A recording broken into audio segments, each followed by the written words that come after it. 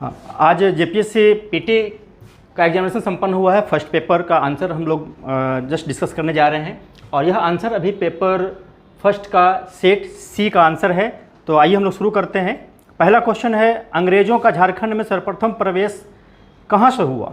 तो चार ऑप्शन है, पाकुड़, चतरा, पलामू, सिंहभूम। इसका आंसर है डी सिंहभूम।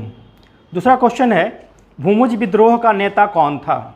इसका आंसर होगा सी, गंगा नारायण। ये फैक्चुअल है, आप आंसर सिर्फ देखेंगे। भारत से विदेशों में बहुतायत में निर्यात की जाने वाली आम की कौन सी प्रजाति है? ये क्वेश्चन नंबर 3 का आंसर है सी, अल्फांसो। फोर्थ क्वेश्चन है, मुगलों के समय झारखंड का प्रदेश किस नाम से जाना जाता था? तो झारखंड का प्रदेश मुगलों के समय कुकरा नाम से जाना जाता था और ये ऑप्शन सी में है, सेट सी में। नेक्स्ट क्वेश्चन है क्वेश्चन नंबर 5, घुमकुड़िया का तात्पर्य क्या है? घुमकुड़िया एक संवाद स्थल है और यह इस प्रश्न के हिसाब से इसमें आंसर होगा ए, युवागृह। क्वेश्चन नंबर 6 है कि किस पर्व से पहाड़ी खड़िया की आर्थिक स्थिति उजागर होती है? तो फागुन माह में फागो त्यौहार मनाया जाता था। इसका आंसर ए होगा। इसी प्रकार नेक्स्ट क्वेश्चन है कि किस आदिवासी का निवास स्थान टंडा के नाम से जाना जाता है? तो यह टंडा के नाम से निवास स्थान जाने का है जनजाति में बिरहोर का ऑप्शन आपका डी है, 7 में डी। इसी प्रकार 8 नंबर जो क्वेश्चन है, इसका अभी थोड़ा जिसमें डिस्प्यूट है, डाउट है। आगे हम लोग बढ़ते हैं। निम्नांकित स्थानों में से किसे मंदिरों का नगर के रूप में जाना जाता है? तो मंदिरों के नगर के रूप में मलूटी को जाना जाता है। क्वेश्चन नंबर 9 में है ऑप्शन बी। और 10, कैलाश पर्वत निम्नलिखित में से किस क्षेत्र में अवस्थित है? आप मैप में भी इसको देखेंगे। कैलाश पर्वत ए, तिब्बत में अवस्थित है। पालकोट की गुफाएं, क्वेश्चन नंबर 11 है, पालकोट की गुफाएं कहाँ अवस्थित है? तो झारखंड राज्य के गुमला में अवस्थित है। क्वेश्चन नंबर 11 का बी। और इसी प्रकार लोहा गलाने की पारंपरिक पेशा असुर जनजातियों का रहा है। क्वेश्चन नंबर 12 का आंसर होगा डी। नेक्स्ट क्वेश्चन पे हम लोग आते हैं। क्वेश्चन नंबर 13 है, 13, वंशागत संपत्ति के बिक्री पर क्या लगता है? कौन सा कर? तो संपत्ति कर है, वेल्थ टैक्स है। क्वेश्चन नंबर बी, 13 का आंसर बी। नेक्स्ट क्वेश्चन, निम्नलिखित में से कौन सा शास्त्रीय संगीत अपने वर्तमान स्वरूप में मुगल परंपरा से प्रभावित है? यह आपका आंसर होगा इसमें कथक, ए, 14 का ए। और नेक्स्ट क्वेश्चन है, विश्व की सर्वाधिक समस्यात्मक जलीय घास फूस है, इछोरनिया, ए है आंसर इसका। नेक्स्ट क्वेश्चन है, निम्नलिखित में से परमाणु बिजली घर और राज्य का कौन सा मेल गलत है? इसमें गलत छांटना है। इसमें ए में कलपक्कम कर्नाटक दिया हुआ है, बी काकड़ापार गुजरात, सी कुडनकुलम तमिलनाडु, डी कैगा उत्तर प्रदेश। यहाँ ये ध्यान रखना है कि इस प्रश्न में कलपक्कम तमिलनाडु में है, जबकि ऑप्शन में यहाँ कर्नाटक दिया हुआ है, तो पहला भी मेल नहीं कर रहा है। नेक्स्ट है कैगा भी कर्नाटक में है और जबकि ऑप्शन में उत्तर प्रदेश है। तो इस प्रश्न का आंसर अब झारखंड पब्लिक सर्विस कमीशन क्या रखता है? ए और सी दोनों ही इसमें सुमेलित नहीं है और इस प्रकार हो सकता है या तो कैंसिल क्वेश्चन हटाया जा सकता है या तो फिर ए और सी दोनों, ए और डी दोनों को, ए और डी वाले दोनों को मार्क्स मिल सकता है। तो इसे देखा जाएगा आगे। क्वेश्चन नंबर 17 में, निम्नलिखित में से कौन सा शहरी जीवन की विशेषताएं नहीं है? शहरी जीवन में बेसिकली जो रिलेशंस होते हैं, काफ़ी कंपटीशन होता है और ह्यूमनिस्टिक वैल्यू कम होता है। यहाँ पर इम्पर्सनल रिलेशंस भी यहाँ देखने को मिलते हैं, लेकिन फॉर्मल रिलेशन ज़्यादा होते हैं यहाँ पर, इसलिए इनफॉर्मल रिलेशन नहीं है, अनौपचारिक संबंध नहीं होते हैं। 17 का सी।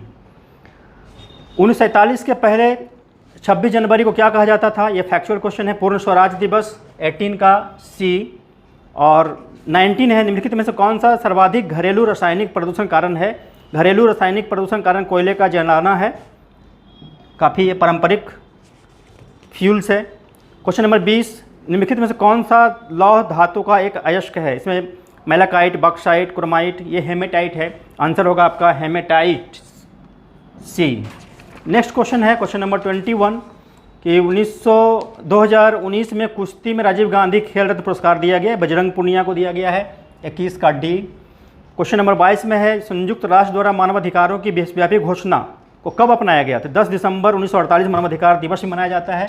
आंसर है सी, 22 का सी। निम्नलिखित में से किन्हें भारत के अंतरिक्ष कार्यक्रम का जनक माना जाता है? ये इसमें बहुत सारे ऑप्शंस हैं, डॉक्टर होमी जहांगीर भाभा ऐसे नाम आता है, लेकिन बाकी जो ऑप्शन दिया गया इसमें से जो रोल रहा है इसमें विक्रम साराभाई का रहा है, बी आंसर सही होगा। भारत में दूसरी सबसे बड़ी जनजाति कौन है? दूसरी सबसे बड़ी जनजाति आपका गोंड है, 24 का आंसर सी।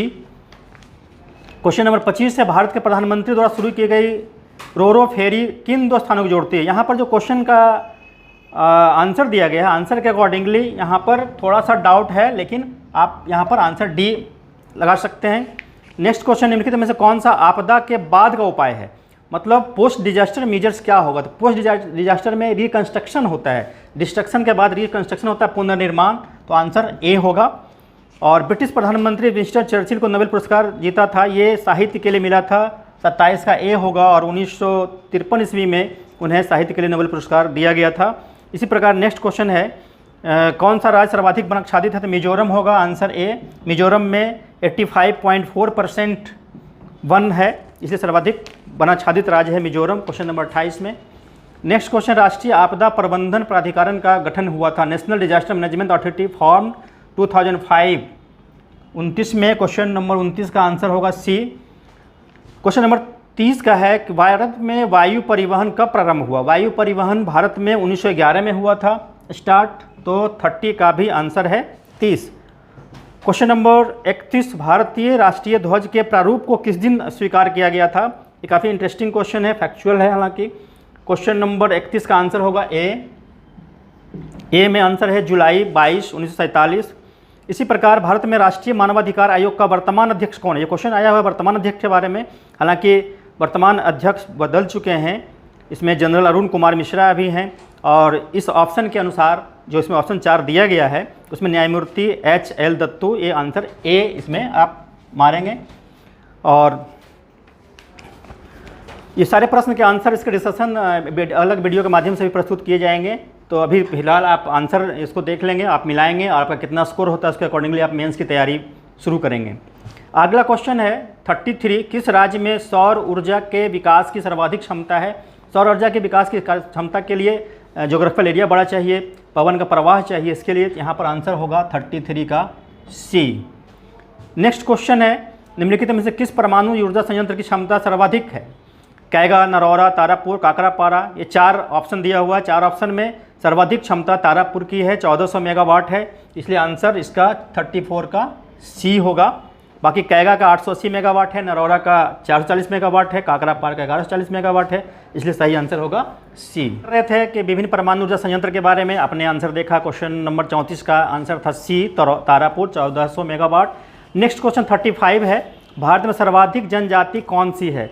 2011 की जनगणना के अनुसार सर्वाधिक बड़ी जनजाति क्वेश्चन 35 में सी होगा, भील, ध्यान रखना है। क्वेश्चन नंबर 24 में भी एक प्रश्न आया हुआ था, दूसरी सर्वाधिक जनजाति गोंड है और सबसे ज़्यादा है भील, तो 35 का आंसर होगा सी। नेक्स्ट क्वेश्चन 36 में है, टोडा जनजाति मुख्यतः कहाँ निवास करती है? तमिलनाडु में निवास करती है, आंसर होगा ए 36 का। और 37 में उचित पारिस्थितिकी संतुलन के लिए कितनी भूमि वनाच्छादित होने की सिफारिश की गई है? ये पर्यावरण मंत्रालय का है, 33% है इन जनरल, तो क्वेश्चन 37 का है बी। क्वेश्चन नंबर नेक्स्ट है कि भारत का बृहत्तम प्राकृतिक नेचुरल पोर्ट है लार्जेस्ट, ये मुंबई है, क्वेश्चन नंबर 38 का सी, मुंबई। क्वेश्चन नंबर 39 है, हिंदी के बाद कौन सी भाषा विश्व में सर्वाधिक बोली जाती है? तो बंगाली भाषा है, बंगला लैंग्वेज है, 39 का ए। और क्वेश्चन नंबर 40 में, भारत में किस राज्य में सड़कों का घनत्व सर्वाधिक है? तो सड़कों का डेंसिटी केरल में सबसे अधिक है, केरल क्षेत्रफल के हिसाब से छोटा राज्य है लेकिन डेवलपमेंट ज़्यादा हुआ है, वहाँ डेंसिटी ज़्यादा है, 40 का आंसर ए होगा। और नेक्स्ट क्वेश्चन है, भारतीय चारागाह एवं चारा अनुसंधान संस्थान कहाँ स्थित है? Grassland and fodder research institute situated in Jhansi, 41 का ए। नेक्स्ट है, निम्नलिखित को कालानुक्रम में व्यवस्थित कीजिए, सातवाहन, वाकाटक, चालुक्य। ये पोस्ट मौर्यन स्टेट्स के बारे में है, तो सबसे पहले सातवाहन होगा, दूसरा है वाकाटक, तीसरा है चालुक्य, ए बी सी इसका आंसर होगा ऑर्डर में। तो इस ऑप्शन के अनुसार आंसर होगा सी, 42 का सी। और नेक्स्ट क्वेश्चन, मौर्य साम्राज्य के पेशावर के निकट उत्तर पश्चिम भाग में अशोक के शिलालेख मिले हैं, ये अरमाइक लिपि में मिला है, ये पाकिस्तान के पार का एरिया है, अफगानिस्तान वाले एरिया में मिला है अरमाइक लिपि में, 43 का ए।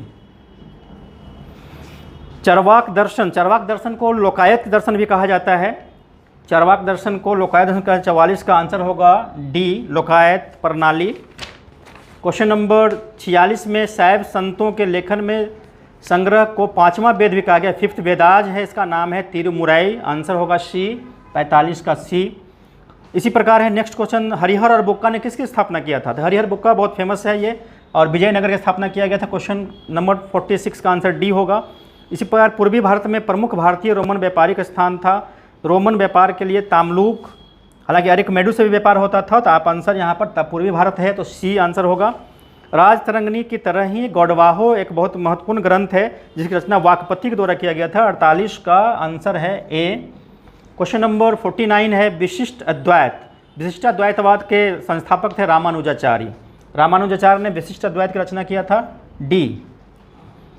कुब्बतुल मस्जिद और 2.5 दिन का झोपड़ा, कुब्बतुल दिल्ली में है, 2.5 दिन का झोपड़ा अजमेर में अवस्थित है, तो 50 का आंसर होगा सी।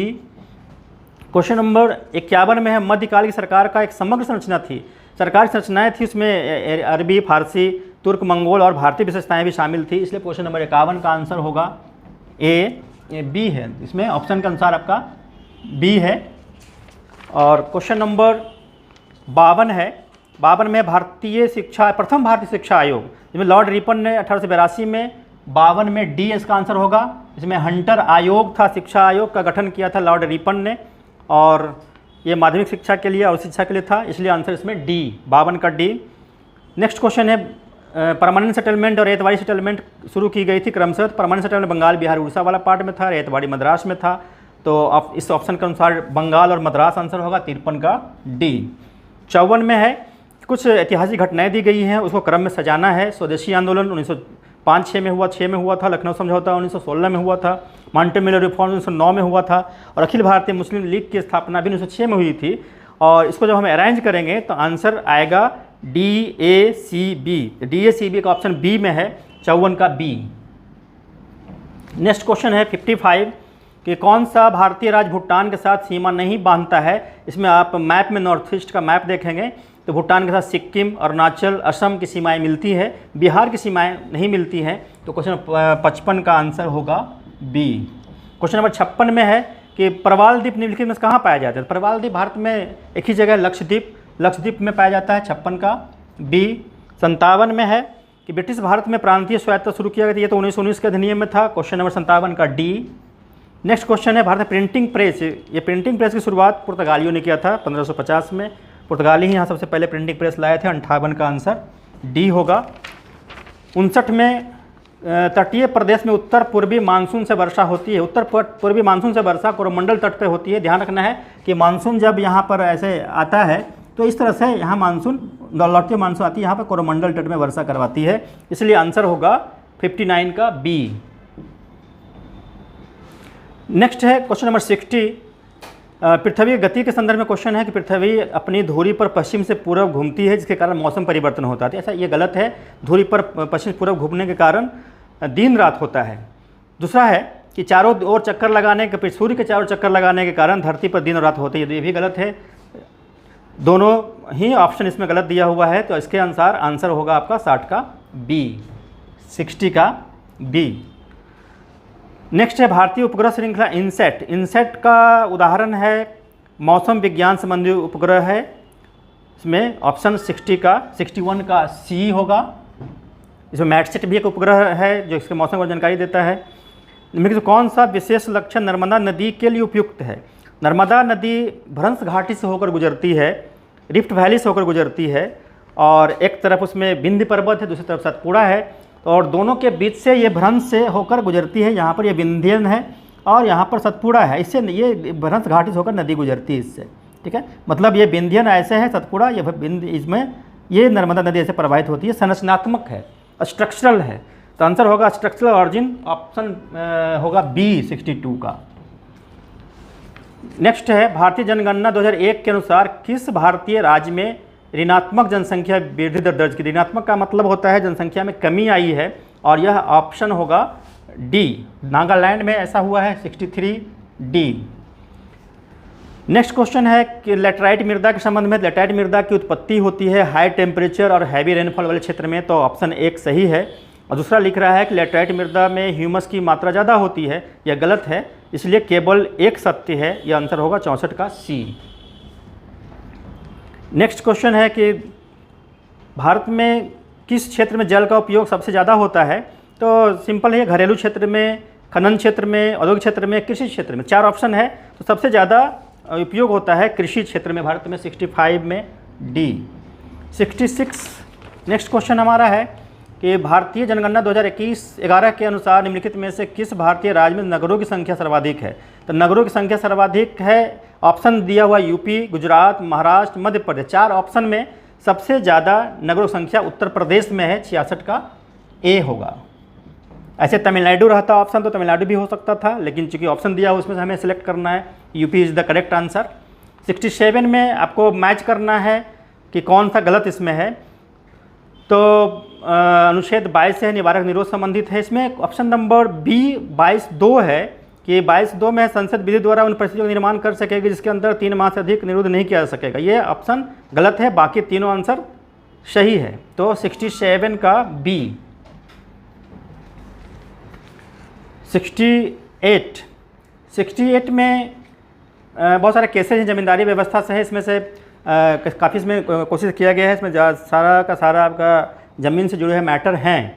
तो अभी इसमें कुछ डिस्प्यूट है, डाउट है, लेकिन तत्काल इसमें आंसर आप जो दिया गया उसके अनुसार बी लगाया जा रहा है, और इसको हम लोग फिर बाद में देखेंगे इसको। और जैसा कि हमने पहले बताया था कि इसके एनालिसिस भी हम लोग यूट्यूब पर डालने जा रहे हैं, उसको आप देखेंगे, एनालिसिस समझेंगे PDF के फॉर्म में, तो वहाँ पर भी सबके आंसर फिर दोबारा आपको दिए जाएंगे।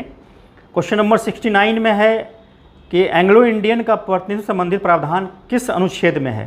तो ये क्वेश्चन है राज्य विधानसभा का। तो राज्य विधानसभा में अनुच्छेद 333 होगा। ऐसे अगर पार्लियामेंट का रहता तो 331 होता, और अनुच्छेद 333 ऑप्शन है सी में, तो 69 का सी। 70 में है, किसने कहा था कि न्यायिक सक्रियतावाद, जुडिशियल एक्टिविज्म को न्यायिक जोखिमवाद नहीं होना चाहिए? तो ये है न्यायमूर्ति AS आनंद ने कहा था, ये स्टेटमेंट है। 70 का A is the correct answer. Next है, संघ लोक सेवा आयोग की राज्य की आवश्यकताओं की पूर्ति कर सहमत हो सकता है यदि राज्यपाल इसका डिमांड करें, रिक्वेस्ट करें और प्रेसिडेंट उसको अप्रूव कर दें। तो आंसर होगा सी, 71 का सी। भारत में नियोजन के संबंध में क्वेश्चन है आपका, 4 ऑप्शन दिया हुआ है। राष्ट्रीय पुनर्निर्माण सामाजिक नियोजन का प्रस्ताव कांग्रेस वर्किंग कमेटी ने अगस्त 1937 में वर्धा कमेटी में स्वीकृत किया, सही है। हरिपुरा में सुभाष चंद्र बोस ने योजना आयोग के माध्यम से राज्य व्यापक नीतियों को स्वीकार करेगा एक घोषणा किया था, यह भी सही है। मोदी सरकार ने योजना आयोग का नाम बदलकर नीति आयोग किया, यह भी सही है। और सुभाष चंद्र बोस ने 1938 में नेहरू की अध्यक्षता में राष्ट्रीय योजना समिति का निर्माण किया था, यह भी सही है। और ये इस तरह के ऑप्शन हैं, बी में है, 72 का बी सभी सत्य हैं, ये आंसर होगा। क्वेश्चन नंबर 73, नगरपालिका के सदस्य चुने जाने का, ये पंचायती राज से क्वेश्चन है। क्वेश्चन का आंसर होगा ए, 21 वर्ष। 74 में democracy and development in India from socialism to pro business नामक पुस्तक लेखक हैं अतुल कोहली, 74 का डी। सुशासन के संदर्भ में निम्नलिखित कौन सा कथन सत्य नहीं है? तो इसमें देखिए इक्विटी, इंक्लूसिवनेस, ये तो रहेगा ही। सी में है सहभागिता और विधि का शासन, participation and rule of law, ये भी रहेगा। ट्रांसपेरेंसी तो निश्चित रूप से रहना चाहिए, रिस्पॉन्सिवनेस भी रहना चाहिए। रिलीजियसिटी और इमोशनलिटी ये नहीं होगा। धार्मिकता और भावुकता ये नहीं होगा। 75 का बी जो है वो सत्य नहीं है। 76, भारत में कर निर्धारण के संबंधित प्रावधानों के तहत इसमें कौन सा कर जो पूरी तरह से राज्यों द्वारा लगाया जाता है, वसूला जाता है? तो स्टेट द्वारा टैक्स इम्पोज करना, उसको कलेक्ट करना, ये है लैंड रेवेन्यू। तो आंसर होगा 76 का ए, भू राजस्व। इसी प्रकार पंचायतों की वित्तीय अवस्था का मूल्यांकन करने के लिए वित्त आयोग का गठन का प्रावधान का अधिकार प्राप्त राज्य के गवर्नर को है। ध्यान रखना है, जो हमारा वित्त आयोग है अनुच्छेद 280 में राष्ट्रपति उसका गठन करते हैं, लेकिन पंचायती राज के लिए जो वित्त आयोग है और हमारा राज्य वित्त आयोग का गठन राज्यपाल करते हैं। 77 का आंसर डी। नेक्स्ट क्वेश्चन है, भारतीय राजकोषीय संघवादी व्यवस्था में संसाधनों का केंद्र राज्य को आवंटित किया जाता है, कौन सा माध्यम नहीं है? इसमें सारे माध्यम है। और जो बी है, गार्गिल सूत्र के अंतर्गत योजना कार्यान्वयन के स्थानांतरण करने की बात है, इसको चेंज कर दिया गया है, इसलिए 78 का आंसर है बी। 79, निम्नलिखित में से कौन सा क्रम सही जिसमें दर्शिता विकास के मापकों को प्रस्तावित किया गया है? इसमें ये ध्यान रखना है, प्रति व्यक्ति आय, पर कैपिटा इनकम, PQLI और HDI 3 है। ये ऑप्शन, तीनों ऑप्शन आपका बी में है। 79 का B is the correct answer.